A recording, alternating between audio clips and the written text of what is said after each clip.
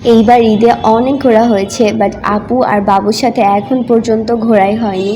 তাই আজকে আমরা দুপুরবেলার দিকেই চলে গিয়েছিলাম আপুর সাথে মেলাতে। আর এইবার কিন্তু আমাদের বরিশালের সব জায়গাতেই মেলা বসেছে। তো আমি একদম রেডি হয়ে নিয়েছি, আর আমি এই শাড়িটা পরেছিলাম, আর এই শাড়িটা কিন্তু আমার আগের বছর ঈদের। কিন্তু এই শাড়িটা এত বেশি সুন্দর, এখনও নতুন মনে হয়। আর সত্যি বলতে আমি এই শাড়িটা মাত্র একবার পরেছি, আর শাড়িটা অনেক বেশি সুন্দর। এখানে আমরা মেলায় যাওয়ার জন্য বের হয়ে গেলাম, আর এখানে আমি, আমার আপু আর আমাদের ছোট বাবু সোনা যাচ্ছে।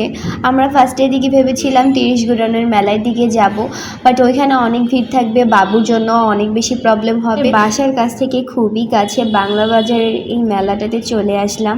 আর এখানে কালেকশনগুলো অনেক বেশি সুন্দর ছিল। সত্যি বলতে মেলার কালেকশন সবসময় একটু বেশি ইউনিক হয়।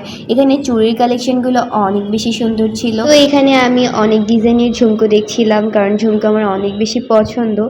তো এখানে আপু আমাকে অনেকগুলো হেয়ার ব্যান্ড কিনে দিল, আর এগুলো আমার অনেক বেশি দরকার ছিল, কারণ যেহেতু আমার রেগুলার অফিসের জন্য এগুলো দরকার হয়।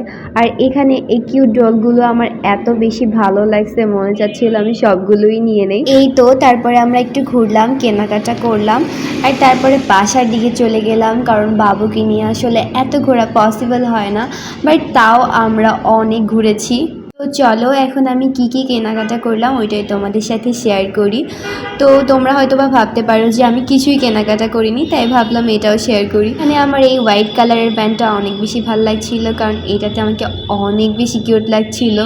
তো এই ছিল আমার ছোটো মিনি ব্লগ। আশা করি তোমাদের সবার ভালো